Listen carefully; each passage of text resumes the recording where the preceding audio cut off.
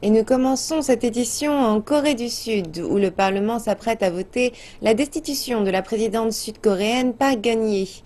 Les partis d'opposition qui contrôlent le Parlement ont officiellement déposé une motion de destitution à l'encontre de la présidente sud-coréenne. Un vote sur la motion est prévu vendredi. Les partis de l'opposition et les indépendants estiment que près de 200 députés se prononceront en faveur de la destitution de la présidente. Et à présent, même une douzaine de membres du parti au pouvoir ont déclaré qu'ils voteront pour la destitution de la dirigeante sud-coréenne. Il s'agira de la première femme présidente de la Corée du Sud moderne à être destituée. Si la motion est approuvée par les parlementaires, elle sera suspendue de ses fonctions qui seraient confiées au Premier ministre, tandis que la Cour constitutionnelle examinera la motion de destitution. Cela mettrait enfin un terme à un retentissant scandale de corruption qui paralyse le gouvernement sud-coréen. Les manifestations monstres ont secoué le pays semaine après semaine.